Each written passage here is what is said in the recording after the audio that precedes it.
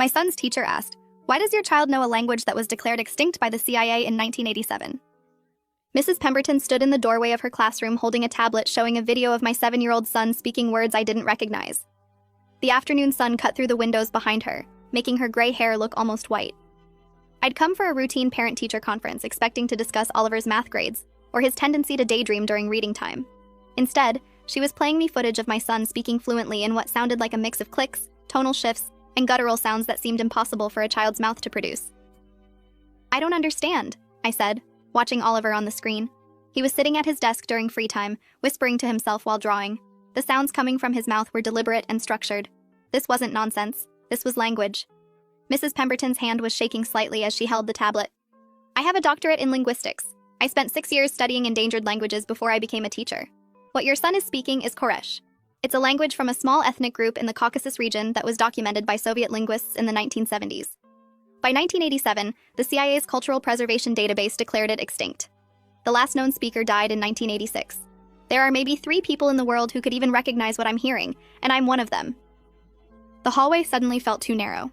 Other parents were filing past us toward their own conferences, chatting about science fair projects and upcoming field trips. Normal concerns, normal lives. I looked at the video again. Oliver's lips moved with the precision of someone who'd spoken this language for years, not a child who'd never left suburban Maryland.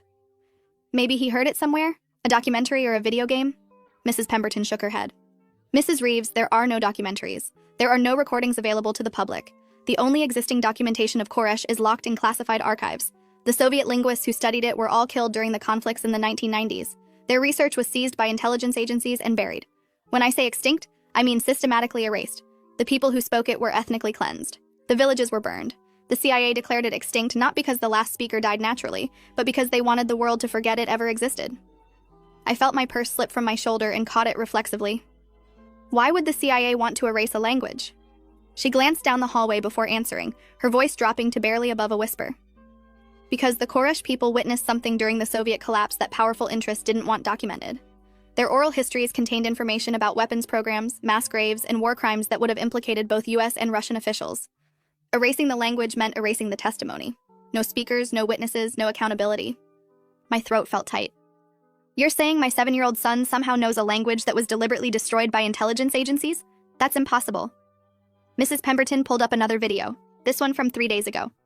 Oliver was on the playground during recess, sitting alone under a tree. He was holding a smooth gray stone and speaking to it in that same impossible language. His expression was serious, almost reverent, as if the stone could understand him. "I've been documenting this for 2 weeks.